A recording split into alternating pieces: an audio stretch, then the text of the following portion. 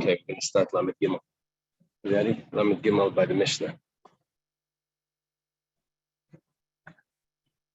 Rabbi Eliezer Aimer Neitladem Kesim Mishalafanav Lachtus Beshina.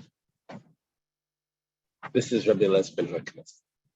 He says that a person can take a splinter. Kesim is like a splinter, a toothpick, from wood that's in front of him, and he can use it to clean his teeth. So basically, he just made a keli. Took a piece of wood and he turned it into something useful. Now, he holds that that's not a problem. Why is it not a problem? He made a keli. He says, I'm not sure why he doesn't consider it a keli. Whatever the case is, he doesn't consider the wood muktzah because wood is designated for whatever use you have. Usually wood is designated for burning. Remember? We said that. Here, Rabbi Eliezer obviously doesn't hold of that. He holds you can use it for other things. Now, Rashi points out, based on what the Gemara is going to explain, that Mishalafanav doesn't really mean Mishalafanav. It doesn't really mean in front of him. It means you could take from the chutzner as well, the whole courtyard. Now,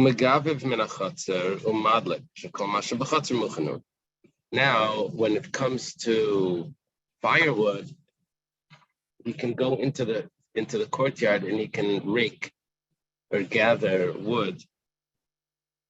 Because all the wood that's in the courtyard is there for lighting. In other words, it's on muktzah, it's on yamtiv, and we're dealing with muktzah. Are the items there to be used for whatever purpose? He says all wood in the courtyard, all twigs in the courtyard are there to be burnt. The Chachamim say no. The wood in the courtyard is not there to be burnt. It's muktzah, and you also can't make a kesem. You can't make a toothpick. So there's really two machlekes in here, at least the way Rashi learns. Rashi learns, he says, the tarti pligi. Rashi tells us they're arguing about two things. First of all, are you allowed to take wood from the courtyard to burn? Is that designated for burning? Second of all, are you allowed to use the wood to make the toothpick? Rabbi Eliezer says yes. Nachum say no. So Rabbi Eliezer here is going to be the lenient one. Yeah. Next. You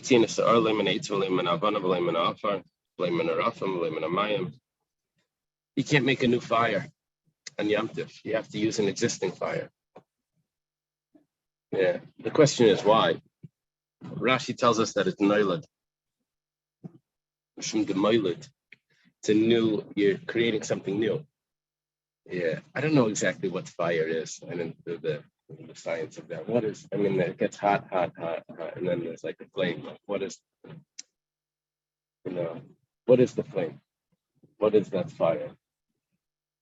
So I used to think it was something called phlogiston. There was this mistake in science. They thought that there was an additional property that was added to the item that made it that. And then they asked, so why didn't it gain weight? Why is it losing weight? They said there's some sort of anti-weight that comes along with it. They had to answer up the problem. So whatever the case is, it's a new item, this according to Rashi, it's moiled. So you can't make a new fire. You can't take it out of wood. It also mean rubbing wood together. You can't take it out of stones. It would mean like scraping stones to make the fire. Mina afar, where would you get fire from the ground? So Rashi says when you dig, you can get some sort of something hot. I'm not sure what Rashi is referring to. Maybe lava or something, I don't know. But lava is already an existing fire. I'm not sure what he means. Lamina Mayim, unbelievable Rashi here. Listen to this. You put water, you can't get a fire out of water on Shabbos. How do you get fire from water? So Rashi, what is that? Put oil on it. Oh, when it's hot. Yeah. So he says you put water in a glass. You put the glass in the sun. And then you position it in a way that it will start a little fibers to burn, like basically a magnifying glass. It says that he heard this in the Piyut Yoitzer Sheyasarech and Migaine Lombardio, is that a city in Italy or something? Lombardo.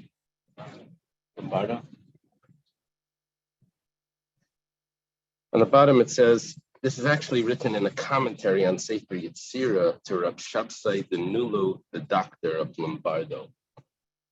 Yeah, that's, I don't know. Not familiar with him from any other place. Okay. Also, you can't get a new fire from tiles. Oh, really? You want to look up Rab Shabsai the Nulu? And Google knows it.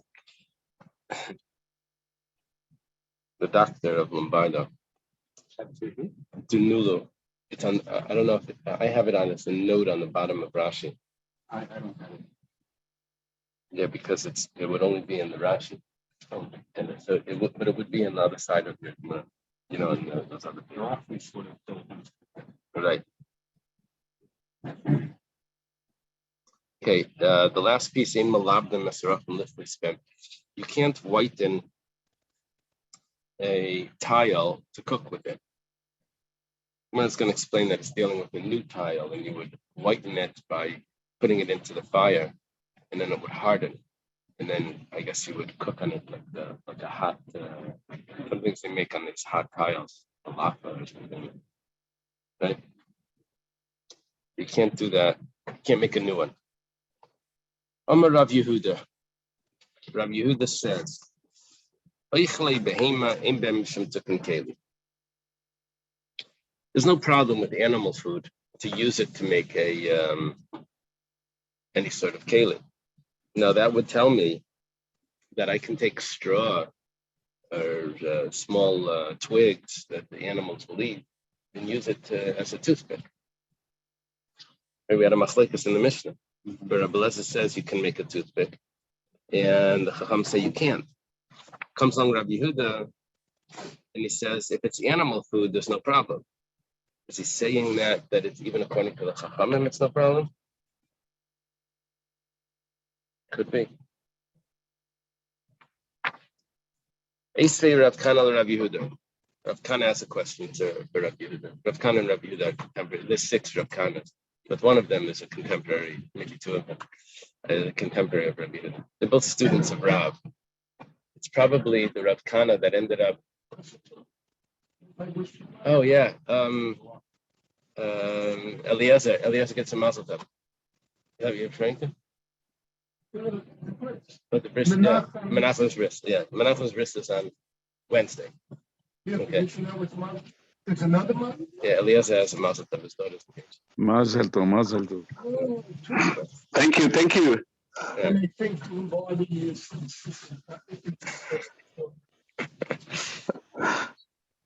I'm sorry. The doctor showed up. Okay. So Rav Kana, if you remember, we mentioned probably that Rav Kana was a student of Rav that ended up running Eretz Yisrael. It was there by Rabbi Yochanan. Ari Alami Babel, they said a lion arrived from Babel. Rav Kana was a great Amira. So he asks Rabbi Yehuda a question. Rabbi Yehuda says food has no problem. You turn food into anything. So he says, 1 second. You can move spice twigs that give a fragrance. Spices that summon. And you can move them to smell, and you can even wave them to give off a smell. Now, if you want to get the smell out, so you squish it in your fingers, and that gives off the smell. But you can't cut it. You cut it, you'll for sure get the smell, but you can't cut it. Now, why can't you cut it? You have a twig, I don't know, hadassim, let's say, or something. You can't cut the branch. Cinnamon. You can't cut it. Why can't you cut it? So it turns out, that's the way Rashi puts it, it's a gzeira. You may end up cutting a twig to make a toothpick. This is going to be a bit of an issue for Rabbi Yehuda. Rabbi Yehuda just said you're allowed to use any food. It seems to be like a food. Let's say, cut my pater avalasser. But if you do cut it, now why are you cutting it? Because you want it to smell. If you do cut it, you're not making a keli. It's pater avalasser. It's a gzeira that you may end up making a keli. Let's say you actually go ahead and make the keli. Lasses peshina. Let's say you actually do it to make a toothpick. Then, you're not allowed to do that. That's the original malacha. Wow. It's a biblical law to bring a sacrifice. So now we have a question on, yeah, it would only be a shaygi. I mean, he forgot it was Shabbos, or he didn't know it was Husser, or something like that. On Yom Tif, there's Malchus. On Yom Tif would be Malchus. Yeah, this would be on Shabbos. We're comparing back and forth, Yom Tif and Shabbos.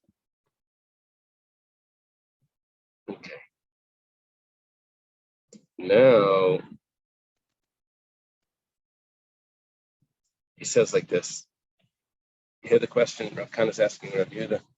Because you're saying that you're allowed to use any food to do anything with.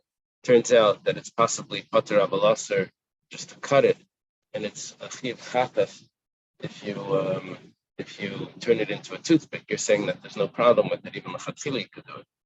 In response, Rabbi Yehuda says, "Amalei hafta pater avalasser kakashali chiv chatas mibai." He's saying you could have asked me a smaller question. You're asking me like a huge question. Elakitani bakashin, but the answer is that that's talking about a different type of twig. That's talking about a hard stem, which is not really food. And that's why there's a problem if you cut it. I was talking about soft twigs, which are food, and that's why there's no problem. I just explained this according to Rashi. Taisva says the flip shot over here. Taisva says that what Rabbi Yehuda is saying is that the price that you quoted is so corrupted that not only is pater avalasser incorrect, if you would have told me pater avalasser, I would have told you that it's incorrect. For sure, now that you're telling me that it's a chiyuv chatas, it's incorrect. And then, according to Tosfos, the response is kitanya bekashin is Rav Kana has to become defensive and defend the brisa, and he's saying, right? It's not Rabbi Yehuda defending the brisa. Defending himself. Rabbi Yehuda just goes on attack Rav Kana and Brisa. Anyway, according to Rashi, Kitani Bekashin is Rabbi Yehuda's response. Kashin, but then the Gemara asks, Kashin b'nei Melila Nino? Can't be. You're giving me a teretz, but it doesn't fit. You can't say that we're talking about that he's rubbing it between his fingers. If it's a twig, you can't really rub it. If it's a hard twig, you can't really rub it. If it's something soft, you bend it over and you rub it and it gives off a smell. But not if it's a hard piece of wood. Umar says, you're right.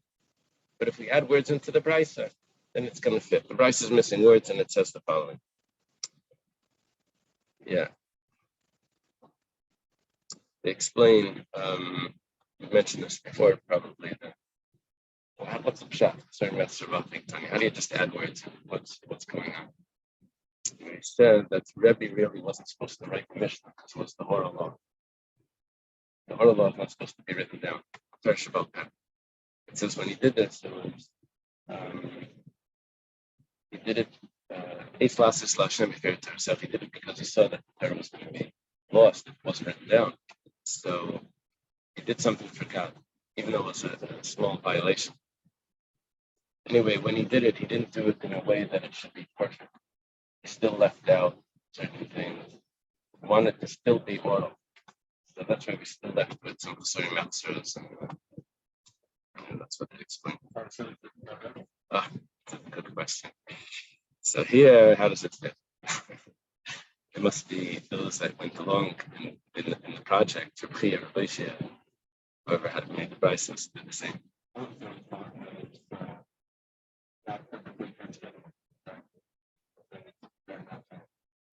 I never heard that. I just heard that it wasn't what Rebbe wanted. So Rebbe organized the Mishnah in a way that he actually asked. He liked Reb Meir's opinions. So every Stam Mishnah made Reb Meir. He set it up in a way to get the halacha in a certain pattern. The Rebbe there was an agenda, in the way he set up the Mishnah, asking in a certain way. Stam, he arranged it. Stam b'chakach machlekes. It was a lot of work, and then he tried to take the most precise wording, the most accurate. So the Bryce means outside. Bryce was left out, far, it's outside. So sometimes the Bryces came from other Tanoim that had their notes. It wasn't Reb Meir's. Rebbe took Reb Meir's. That's I'm sure again, right? So Chesur Mechzer V'Chitani, it's missing words, and this is how it should be taught. You can squish it between your fingers to smell, no problem. But you can even cut it. Okay, we didn't say that before. You can cut it because it's soft. That's if it's soft, like Rav Yehuda holds, right? But if it's hard, then you can't cut it. That's what Rav Kana was claiming. You get the fragrance by cutting it. Yeah.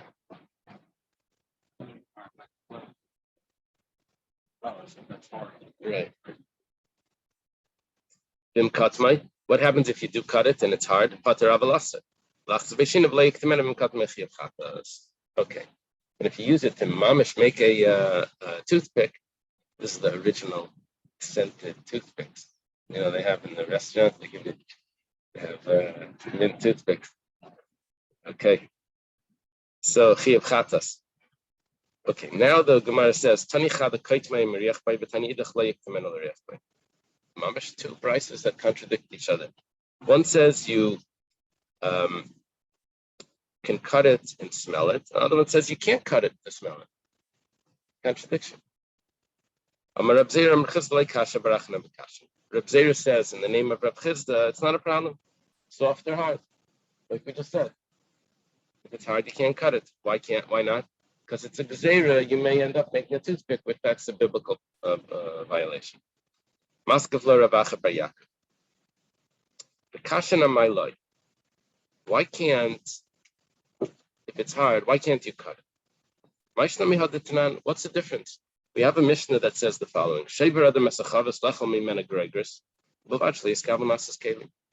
I'm allowed to do what's called a malacha that's ain't a miskaven. I'm not intending to make a cake. The example here is I can break a barrel. It's not really breaking the barrel, it's breaking the seal on a barrel. I break the seal on a barrel, as long as I'm not intending to have a keli, either from the seal or from the barrel. But I'm intending just to get the food out. I'm not intending to make use of the utensil that I've just broken. Like opening a can of tuna fish. Okay. Yeah. Yeah. No, this is Zaman. So that's a big machlekes. Yeah, I know. Okay. What they used to do, they used to take two can openers to open it to make sure that you don't make a keli. One on the bottom, one on the top, and you turn it together. So as you're making the keli on the top, Yeah. Okay. The idea over here is that you're not mechaben to make the keli when you're smashing off the top. You just want to get the food out. So too over here, when you're breaking off the top of the twig, that it's going to give off a fragrance. You're not intending to make a keli there, and now you have a toothpick. You're not intending to do that. You're intending just to get the smell. So what's the problem? If you're allowed to open a barrel, because there's no intention, so why can't you break off the top? There's no intention to make a keli. Who's asking this? This is Ravacha Bar Yaakov. Like a logical question. What's the problem? Another question. Rava Baravada, Ravan Baravada. Sounds like brothers. Damri Tavayo, they both said, Kiavinam Be Rav Yehuda, when we were in the house of Rav Yehuda, have a mafshach v'yavlan alusa. He would break a stick, and he would give us big sticks, I guess, to smell. Rav Yehuda would give this to Ravada and Ravan. Rava Baravada and Ravan Baravada. He gave it to both of them. Afagav the chazia lekatza the nagri v'chatzini. These sticks were so big that they could have been handles for an axe or a hatchet. Yeah, he wasn't giving them soft twigs, and he was giving them, here, smell this, and he was breaking it and giving it to them. Obviously, not breaking it from the tree, breaking it, it was already off the tree, and he was giving it to them to smell. Sounds like probably on Yom Tov. So, you see, it's not a problem. You're telling me that even Rav Yehuda, that's supposed to be lenient over here, is saying that that there's a problem if it's kashin. Here we have kashin, hard, and we're saying that it was totally mutter, like kashin. Harabi Eliezer Harabanan. There's actually another machlekes. It's machlekes Rabbi Eliezer and Rabbanan, and that's why you're seeing these contradictions. It's based on this machlekes. The Tanya was taught in the Brisa. Rabbi Eliezer Aimer Noitel Adam Kesim Shulchan Laftus Beishinav. Rabbi Eliezer says you're allowed to take a toothpick from wood that's in front of you and use it. You're allowed to take a twig, a splinter, and use it as a toothpick.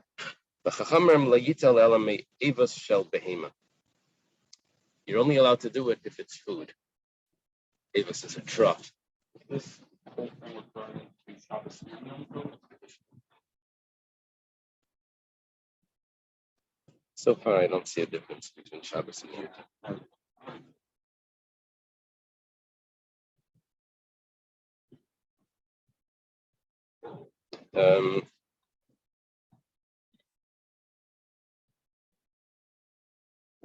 You said that Taisus. This Taisus is in Psasim also. The Taisus in Psasim. The same point. Taisus over here has an interesting question. He says if you're allowed to break wood to smell on Yom Tov, so why when Motzei Shabbos is Yom Tov, don't we smell Besamim? This assumption is the reason why we don't do Besamim and Abdullah on Motzei Shabbos is because we're afraid you may break the wood and smell it, and you're not allowed to break the wood to smell it. That could be making a keli, it's easier, maybe making a toothpick. But if Rabbi Yehuda held that you were allowed to, and he actually gave it to them, so why can't you say Besamim and Abdullah on Motzei Shabbos? That's now Yom Tov. So you're allowed to break the wood. Taisus answers that, so now Taisus gets into discussion. Well, maybe Yom Tov also has an Neshama Yisera. So, you see, why do we smell Besamim? Because we're losing part of the extra soul. So to revive us, we have that smell. Maybe Yom Tov has that smell as well. He says, no, that can't be. Because then why after Yom Tov, when it goes away, don't we smell? So Taisus in the end says that actually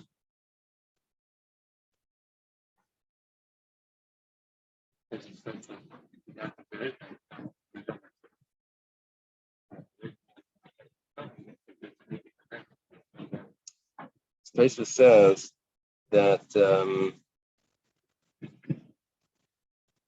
you actually lose the Neshama Yisera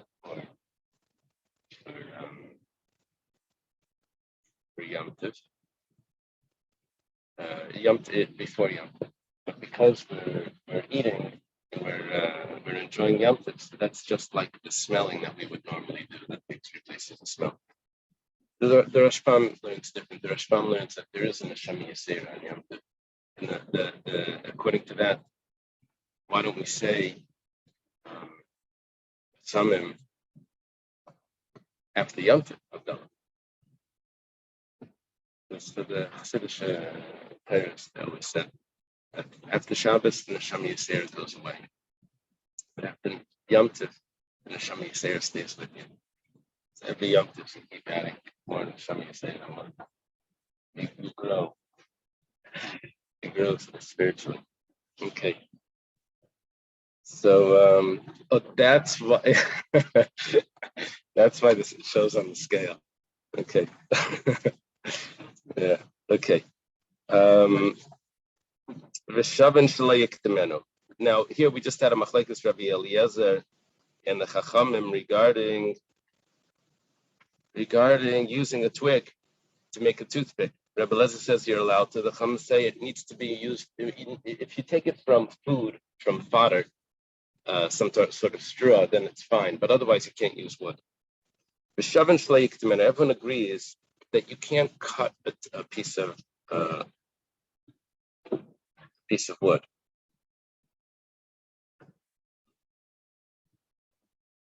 So, what does he mean that you can take it? I guess he means without separating it from the wood. I guess that's what Rabbi Eliezer would mean. Yeah. And according to Rabbi Eliezer, you can use it for other things as well. You can use it as a toothpick. But yeah.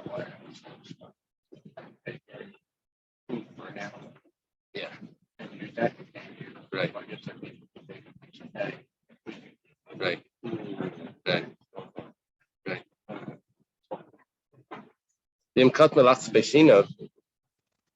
And if you cut it as a toothpick, so here, Shavin Shleik Timenu would be probably to smell. But if you cut the twig in order to use it as a toothpick, use it as a key, then b'Shabbos is chayav chatas. On Shabbos it's chayav chatas.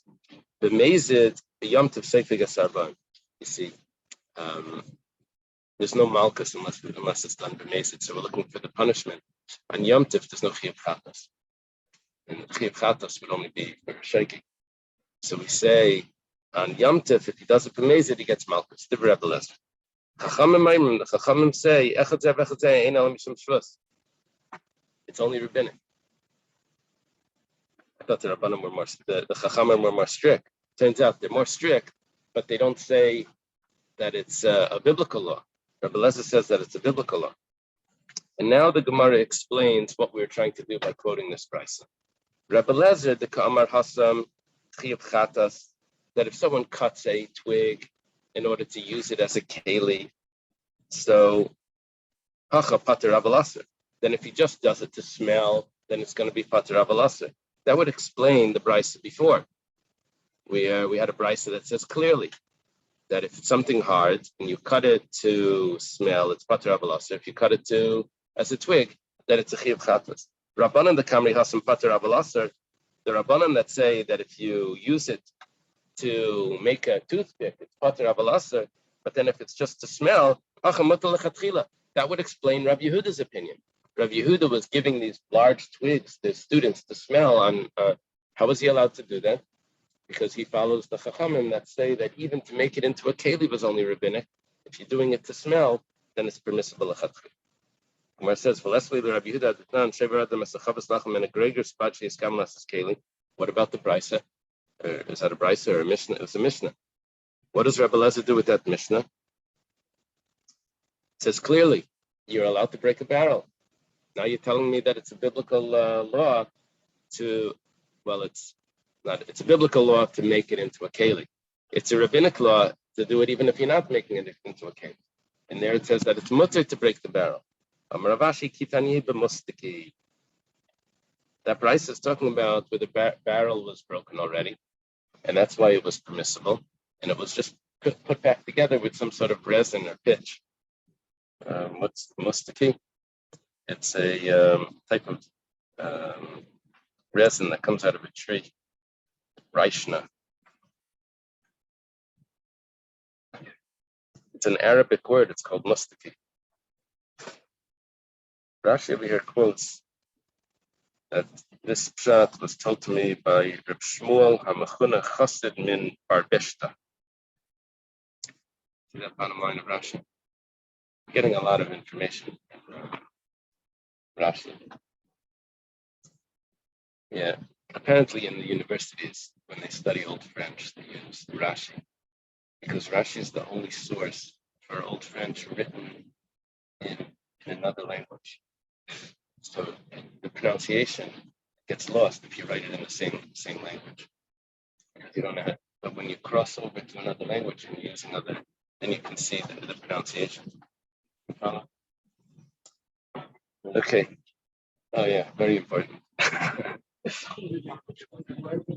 Hitherto, I'm sorry, Old English.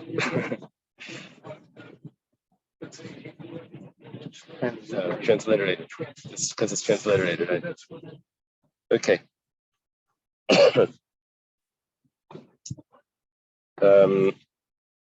Megaviv menachatzer.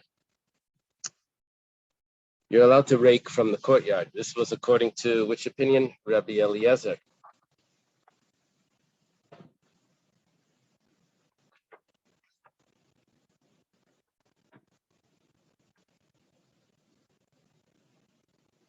Yeah. So it's interesting. What comes out now is Rabbi Eliezer holds that you're allowed to use wood, but you can't cut wood. But you can't break it off. But you can use it. Breaking it off is like the biblical law. Now the Chachamim over here say you can't even use it. You can burn it, but you can't use it for a toothpick. Rabbi Eliezer allows you to take a piece of wood and use it for a toothpick, a twig, but you can't break it off. And he's very strict about that. If you do break it off, it's chiyuv. Some say if you break it off, it's rabbinic, but you can't use it anyway. Yeah. Okay. When you need a toothpick, the whole day is like it's spoiled. No. Yeah, we take it for granted when you have it, but if you don't have it, yeah. Someone described to me a job interview where when they after they left the interview, they noticed like the pea on their front, the green pea on the front tooth. They didn't get the job. We have gemaras that are worse. You know, my machreinim, a guy got killed, his wife got killed. Okay. The Megaviv menachatzer, you're allowed to rake from the courtyard, according to Rabbi Eliezer. Rabbi Eliezer hold that anything that's in your yard is already mufchan. It's already, you had intention to use it even before Yom Tov, so it's not considered that you're taking from outside. This was never designated. So muktish. Everything that's in your courtyard is there for you to use. It's prepared. But you can't make a pile. Making a pile, that looks like maybe you're doing this for a long time, for more than Yom Tov. You're doing it for the rest of the week. Reb Shimon Matir, but my committee. What's the issue? Reb Shimon allows you to make the pile. The Tanakama holds you can't make a pile. Well, that's because it looks like you're doing it for tomorrow. In Reb Shimon,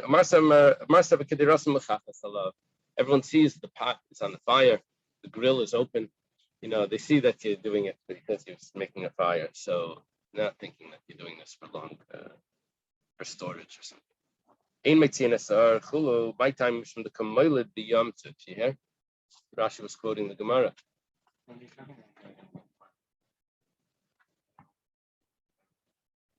Yeah. Yeah.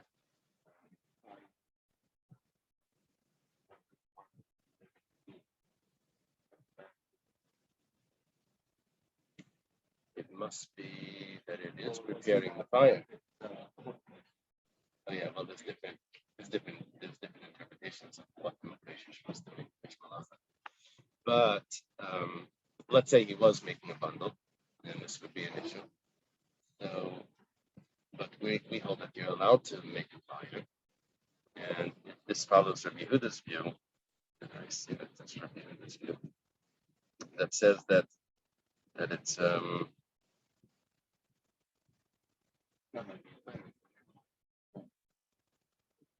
which is preparation for the fire. You know?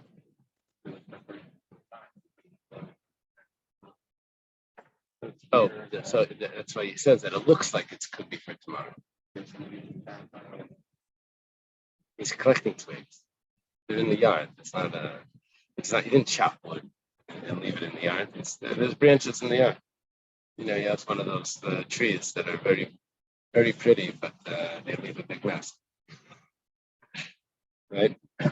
Okay. So Vein Malab, I think that's what's going on. We say now you can't make the tile white, you can't make it hot. My Ovid, what malacha are you doing to make it white? We're dealing with a new tile. Because you have to see if it can handle the heat. Sometimes a new tile, you put it in, and boom, it cracks, shatters. Yeah. There used to be a big halacha in the kitchen that we weren't allowed to use hot water in glass. Remember, like you don't wash the. No, we don't have that issue anymore. All that glass and stuff. Unless you have like an old glass. Oh, up north. When it's colder, It's like when you have a furnace or you frost the car. They say not to burn really hot. it'll shatter the windshield.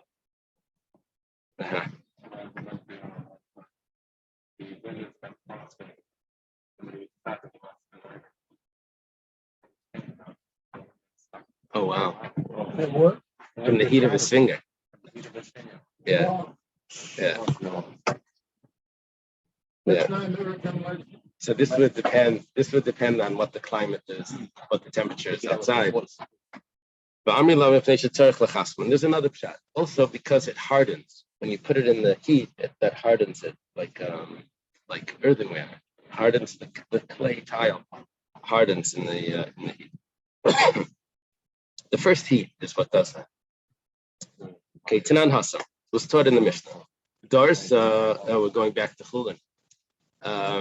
If someone trampled on a bird, or banged it against the wall, or it got crushed by another animal. Now, trephis is normally a certain part of the animal has a hole or is broken or something like that. Here, the whole entire animal has this trauma to the whole animal. It's like if it fell out of a window or something. But when you look at it, there's no, you don't see any broken bones. So the rule with this is, it's twitching. You waited 24 hours. The rule is that if it waited 24 hours, then you assume that it doesn't have the treifa of the darsa. It survived the first 24 hours. It doesn't have that trauma to the whole body issue. However, you're still supposed to check it afterwards. But v'shachta, and you shechted it, so kshera, that's kosher. Amar Rabbi Elazar bar Rabbi Yana mishum Rabbi Elazar ben Antignus tzricha b'dika. Rabbi Elazar bar Rabbi Yana, they have it the other way over here. That Rabbi Elazar ben Antignus says in the name of Rabbi Elazar bar Rabbi Yana that you have to check it. Okay. You have to check it afterwards. How do you check it? You have to open it up and take out, look through the whole animal, see that there's no traces. We just check. Nowadays, we just check the lungs, and that's it. We don't examine every part of the body. We don't do like an autopsy, to check every single thing. But that's the 1-2 things that are probable, that are common. Rabbi Yirmiyah asked Reb Zera the following question. A very interesting question. When you shechted on Yom Tov, you see, you remember what we just learned about this tile? Don't heat up a tile because it may crack, which means that the heating it, why was I heating it? I was heating it probably because I wanted to cook on it. But it turns out if it cracked, then you did nothing. It was all a waste. So on Yom Tov, you can't do anything that may end up all being a waste. So he's asking a question, am I allowed to shech this animal because I'm going to have to check it to see if it's a treifa? That whole sleeper could have been a waste. there's an issue with that being foul. I know that the fish mites big. So we do have to cover it. Yeah. Let's say he has the dirt ready. Yeah. We're gonna have to say that he has the dirt prepared. We said if you have the dirt, if you have the dirt prepared. No, if they had it prepared, it wasn't a problem. Yeah. That's why there was a whole this thing about designating.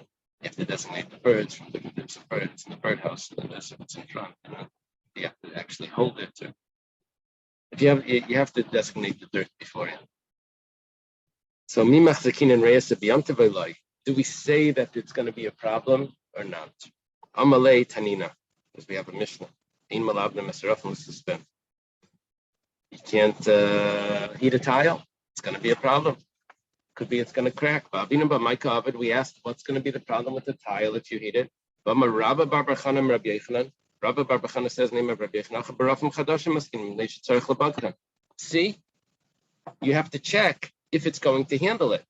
And if it doesn't handle it, then it's all going to be a waste. You can't handle the heat. So to here, after the shechita, you have to check to see if it's a treifa. So it should be usher. This is the response of Reb Zera to Reb Yirmiyah. This why the potential why this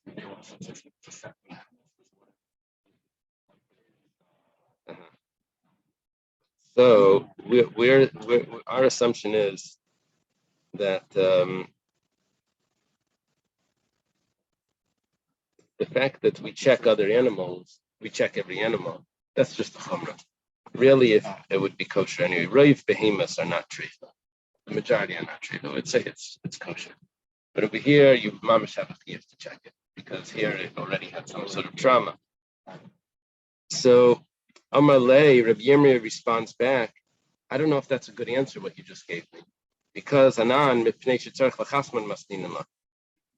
we don't heat a tile, not because there's a possibility that it's going to crack and then it turns out that the heating it was a waste. We don't heat it because it's a vadai malacha, that you're hardening it when you heat it.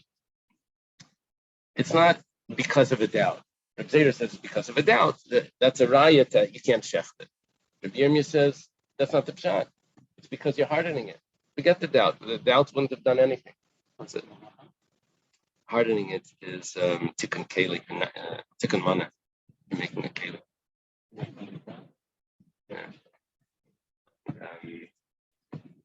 Makabah patish, I think, is when maybe a makabah patish. Makabah patish and tikkun mana is associated.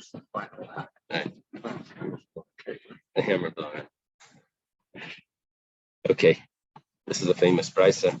Tanya echad maybe as or, vechad maybe as eitzim, vechad seifes as kedera, vechad maybe as mayim, vechad neis masechet tavlin, vechad maybe as kol hayav. There's a pot. Too many cooks spoil the broth. So one person lights a fire. Well, he lit a fire. That's called maver. He did a malacha. One person brings the wood. I don't know how you light the fire without the wood, but I guess it means you light the little twigs and then someone puts the wood on it. The big logs. That's also maver. Then another person puts a pot on top of that stove. What malacha is that? The Gemara is going to ask. Then someone brings water, puts the water in. Then one person puts the spices in it, tavlin in it. So both of those people are cooking. And then another person stirs the pot. Yeah. All of them these last ones are mevashel. They're all chayiv. The problem is I have a brisa that says Vatanya Achen Chayiv Kulam Peturin. It says only the last person is chayiv. Sounds like the last person that's stirring it. And you're telling me that everyone's chayiv. It says like kasha. It depends. Was the oven hot beforehand? And are you heating the oven from scratch? Or are you setting up the pot? You're setting up everything, putting all the ingredients, and then you go underneath and you light the fire. So when you set up a pot on a cold oven and you put in this and you stir it, but there's no fire there, so then the person that lights the fire does all the malachas. Everyone else that did all of that did nothing. But if the fire was lit first, and then everyone is adding and putting on and stirring, then malachas, each person is doing a malach. Well, why isn't the second one? Tell me why didn't get this one Yeah. They punish them together. Yeah. So. Well, each one of these people is doing a independent malacha.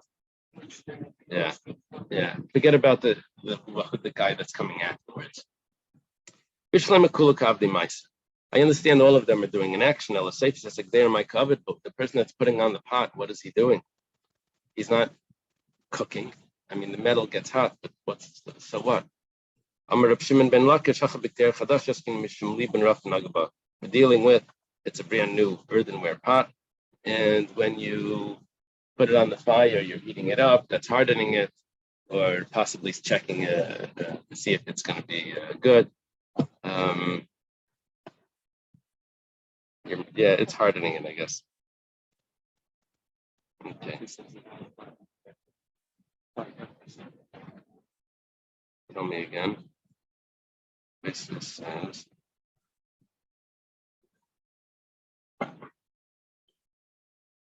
Rich tasteless, very. Variation is harm slay lavashal betchila b'ter chadash v'layit. Dafa b'ter rikanis. The shaykh bali b'naf. Section kaidim shmei v'layim. Michael. The shaykh bali. Yeah. So Taisa says that there would be no problem in all of this Gemara if you put the food in first, then it wouldn't be hardening it. Okay. Tana Rabbanan. Tana v'kirayim chadashim in chalakilem and italim b'chatzer. A new oven, a new stove, even if they're new, they're like all utensils that could be moved around. Avalein tzochanayson, but shemen, but you can't smear them with oil. Being tashanayson b'matlas, sometimes like a new pot. What do? They have to treat it. They have to season it. Being tashanayson b'matlas. This is also some sort of smearing on it with a cloth. And then you can't pour cold water on it to harden it. They make it hot and then they put it into cold. But if you're adding cold water because the temperature is too hot and you don't want it to burn, that's acceptable. It sounds like you're allowed to lower the temperature. Why on Yom Tov are we not allowed to lower the temperature? I know I understand why I can't start a new fire. We just learned you can't make it smiling.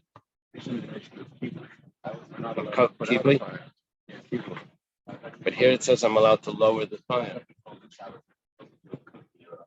That's what it looks like from here. But we were always told that you can't lower it. No, yeah, I understand. But what about to lower the fire itself? Oh, yeah, maybe because I have other ways of doing it, because I can raise the pot or something. Tana Rabbanan.